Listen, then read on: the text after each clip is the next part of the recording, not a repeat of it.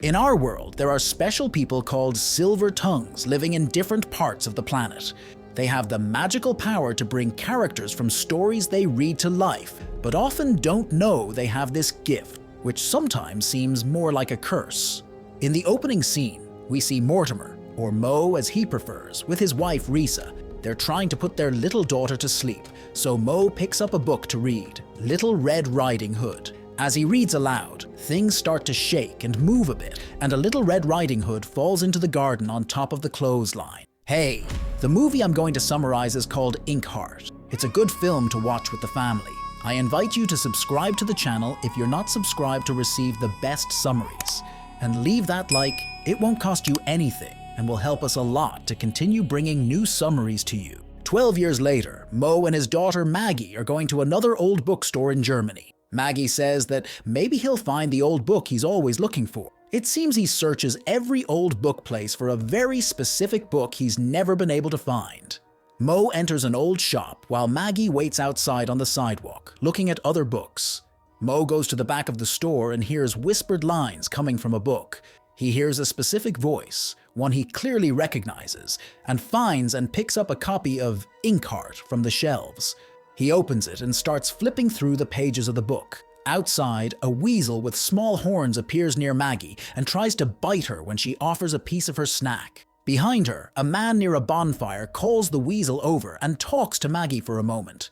When she explains that she doesn't talk to strangers, the man surprises her by knowing her name, saying they met when she was very small. Mo comes running out of the shop and, seeing the stranger, calls him Dustfinger, and Dustfinger calls Mo Silvertongue. When Mo asks what he wants, Dustfinger says he's been following him for a long time and wants Mo to fix what he did 9 years ago. Mo says if he wants him to read something, he's mistaken. Dustfinger asks to take a walk with Mo, and as they walk, he blows into his hands to warm them, and they start to glow with fire. Dustfinger says he wants to be read back into the Inkheart story and asks for the book. Mo refuses to read him back into the book and says he doesn't have it. Dustfinger then explains that there's a man named Capricorn who's looking for Mo, and that Capricorn agreed to read him back into the book if he captures Mo and brings him to him. Mo hits Dustfinger with his backpack and runs away. He meets up with Maggie and they get into their van and flee. Maggie keeps trying to ask what's going on, but Mo says nothing other than that they're going to Italy to see Maggie's great-aunt Eleanor at her mansion. The two have tea with her in the garden, and she asks if they've heard from Risa, who left them 9 years ago, which Mo says they haven't. Eleanor offends Maggie by saying Risa abandoned the family. Mo and Maggie walk together, and Maggie insists on knowing what happened to her mother and what's going on. Mo admits that Risa didn't leave them willingly, but doesn't reveal anything else, and Maggie realizes he's always hiding something. In Eleanor's huge house, full of books everywhere, Maggie explores and finds a room with old books. Eleanor, to cheer Maggie up, gives her the book The Wizard of Oz, which was her mother's favorite. Eleanor says Risa liked to sit by the window and read all day. So Maggie sits by the window and reads all day. In the late afternoon, she starts to hear whispers like Mo hears.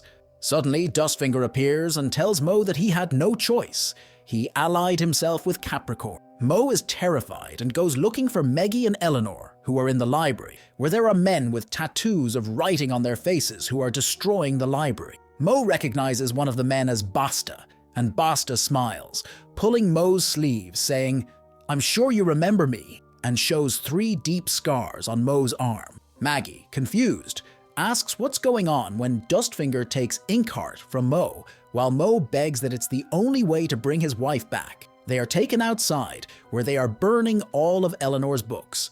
Maggie sees The Wizard of Oz in the flames and wants to save it. Dustfinger picks it up for her, but Maggie refuses to take it. They are put in the back of a truck and taken to a large castle on a distant hill. There are men with writings on their faces everywhere. They arrive at a place that looks like a farm, where there are several fantastic animals. An alligator that makes a clock sound, monkeys with wings, and a unicorn, all with words written on them. Eleanor wants to know where these animals came from, and Mo answers that they came out of the books. Eleanor finds it all very funny, but Maggie gets confused and asks what this means.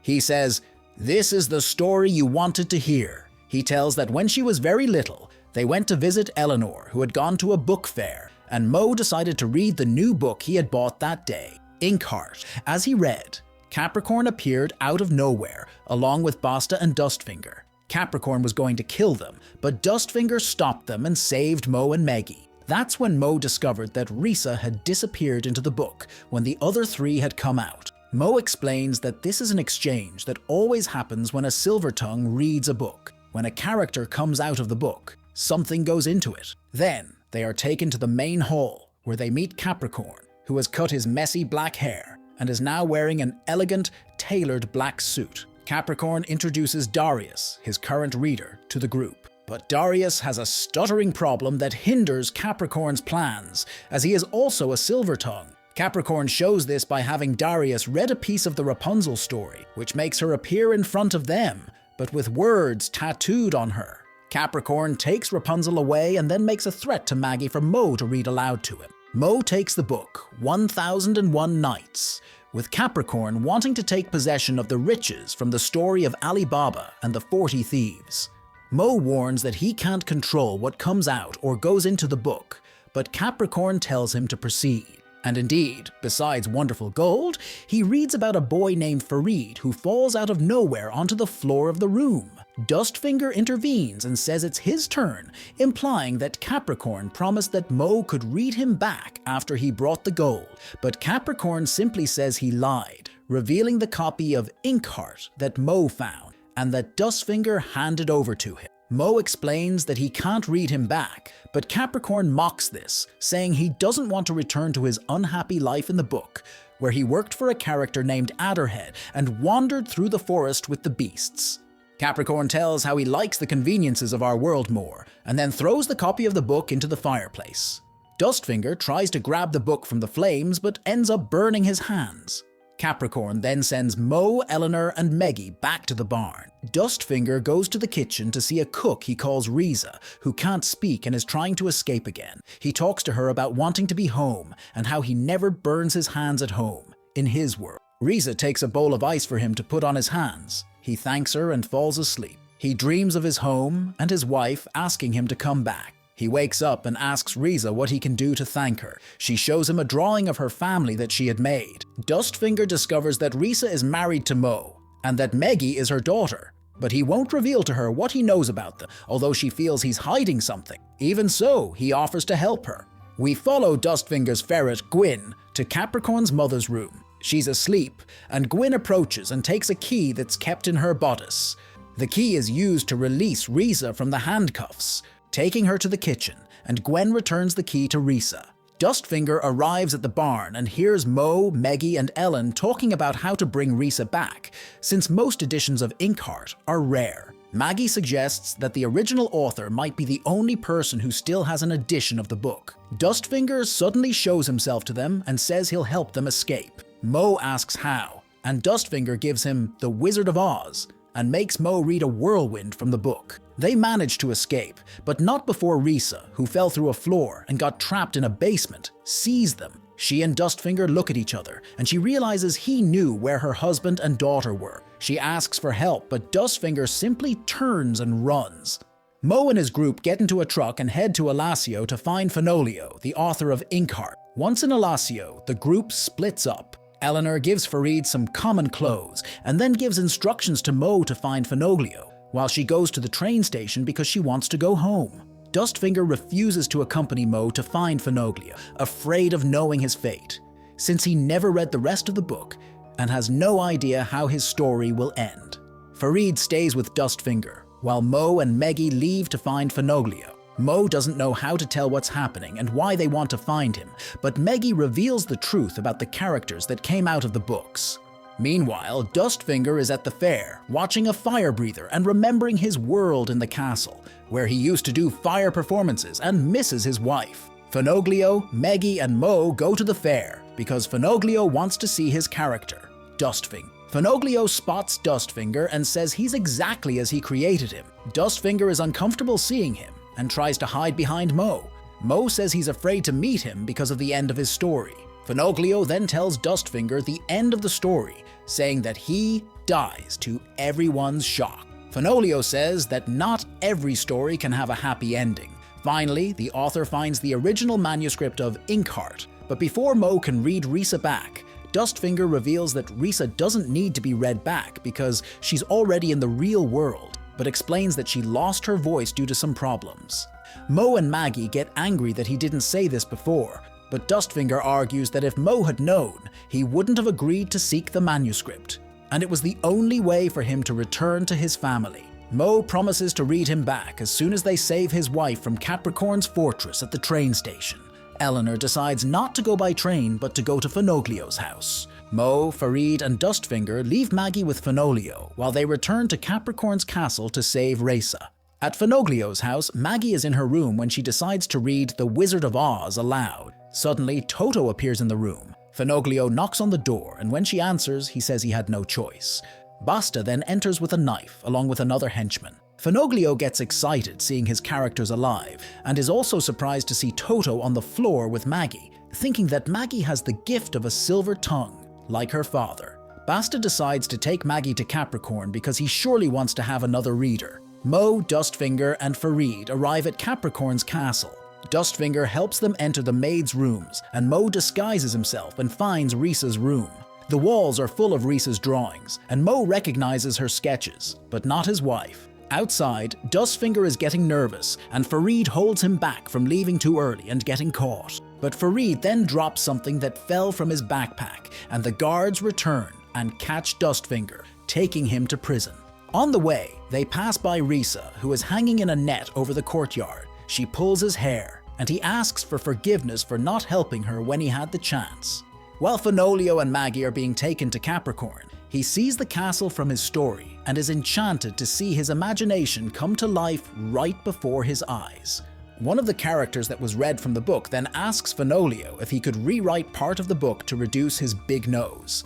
This gives Finoglio an idea, and he makes a plan with Maggie, believing that if he can rewrite part of the story, they can end Capricorn and his men.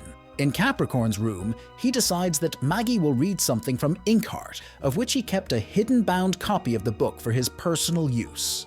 Capricorn has the desire to summon the Shadow, a fearsome being in his world that can completely devastate an entire village alone. Capricorn plans to use the Shadow's power to dominate the real world, but Meggie resists, until Capricorn shows her a prisoner woman that Meggie soon recognizes as her mother. In the hope of saving her mother, Meggie accepts Capricorn's conditions. When she is taken to prison, Maggie and Finoglio start working desperately on a different ending from what Capricorn planned. But Finoglio has writer's block and can't think of a suitable ending for the story. When Basta comes down, Dustfinger, who is being held in the cell next door, tricks Basta into the cell and locks him in. He tries to free Maggie and Finoglio from their cell, but the key doesn't fit, and his magic fire isn't working properly, so he escapes. He runs to the forest but realizes what a coward he's being and sneaks back into the fort, where Mo finds him.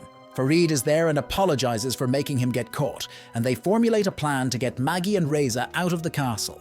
Eleanor is on her way to the castle, shouting and talking to herself about how crazy she is for returning to such a dangerous place on the back of a motorcycle, when Finoglio finally starts writing the story. Capricorn's mother comes down to get Maggie so she can be dressed for the reading later. That night, Finoglio disguises the writing by saying they are his last words, what he wants people to remember him by. She says it's appropriate because he's going to be delivered to the Shadow. Maggie is dragged and forced to wear a horrible medieval white dress that looks terribly uncomfortable. The party is starting, while Mo, Dustfinger, and Farid take black clothes from random guards who are running around. Dustfinger and Farid get gasoline to start a fire and distract Capricorn's men, while Mo sets off to find Risa and Maggie. He finds them, but Maggie is being led to a platform to read Inkheart, and Finoglio, Toto, and Risa are all in a cage. Capricorn orders Maggie to start reading, which she does. Dustfinger and Farid start pouring gasoline in Capricorn's corridors.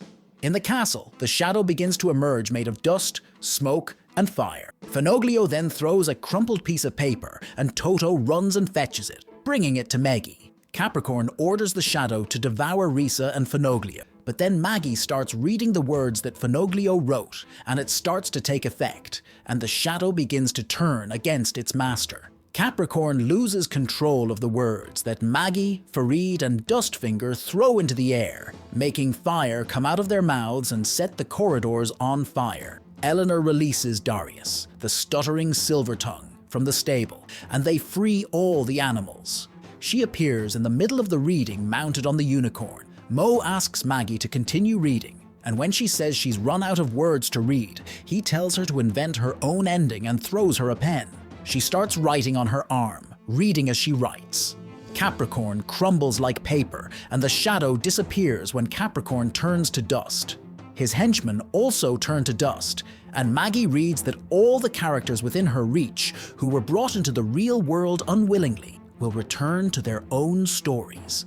As she reads this, Risa regains her voice, showing that she had lost it in the exchange that Mo had mentioned before. The magical creatures and Toto then disappear, and she then reads Finoglio back into his own story. Dustfinger fears he'll lose his chance to return to his home in Inkheart, so he runs to the courtyard, where Maggie states that everyone she sees returns to their stories. But he's too late if she doesn't see him, and he misses the chance to return. Risa, Maggie, and Mo finally embrace, with nothing else to get in the way. As they're leaving, Mo catches up to Dustfinger and says he promised. So he reads a passage from the book where Dustfinger sees his home for the first time in a long time. Dustfinger closes his eyes and suddenly he's home. Risa and Maggie catch up to him, and Maggie invites Farid to stay with them, as it would be a better option than returning to the story of Ali Baba as one of the 40 thieves. He accepts, and they all return home. Dustfinger looks at the field before him and sees his house and his wife working on the land in front of him. He runs to them, and they embrace. Hey, don't forget to activate the bell to be notified of new summaries and comment from 0 to 10. What rating you give this movie. So until the next summary,